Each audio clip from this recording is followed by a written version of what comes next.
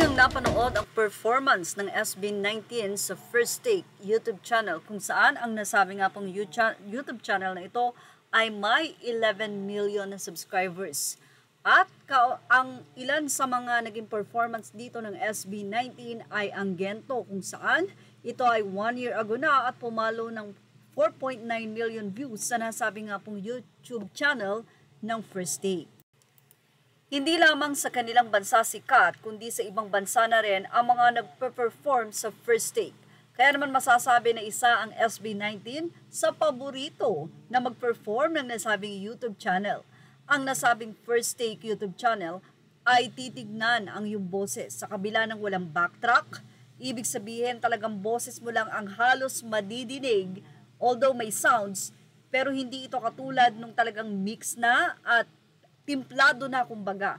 Dito ay boses na boses mo lang talaga halos ang madidinig sa kanilang pagkanta, kung saan marami nga po ang humanga sa nasabi nga pong grupo dahil kung ano ang pagkanta nila sa may magandang musika at timplado na ay ganun na ganun pa rin ang pagkanta nila sa nasabi nga pong napakahirap nilang kantahin na dam.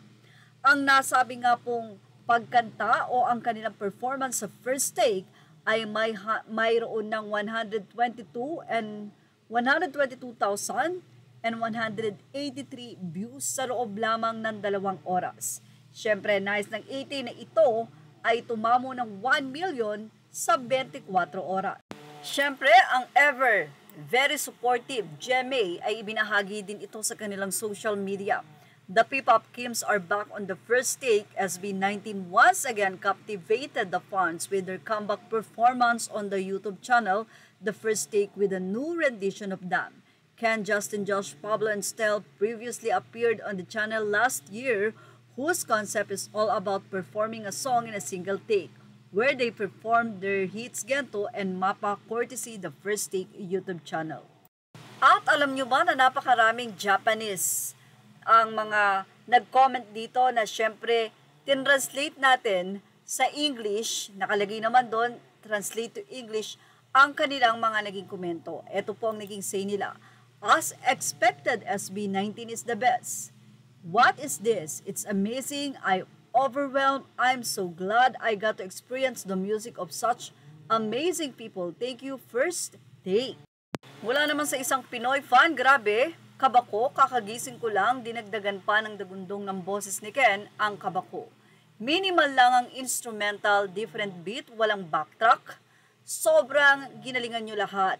Kayo lang ang nag-first take na nakabalik ulit. Legit na mahalimaw nga kayo sa actual live. Well, hindi na nga ito first take, kundi second take ng SB19. Grabe, kahit nga ang mga Japanese, napakarami pong comments at halos nasa 10,000 na nga po sa loob lamang ng 2 oras ang nasabing komento. Actually, pag tinignan nyo yung ibang mga nag-perform doon ay matindi nga ang comment ng mga netizen dahil sa iba't ibang country ay mayroon pong nagko-comment sa SB19. So patuloy lang pong subaybayan kung magkakaroon nga ba ng 1 million views sa loob ng 24 oras. At yan ang ating showbiz Now update. Thank you for watching. Images are all credit to the rightful owners. Please like, share, and subscribe.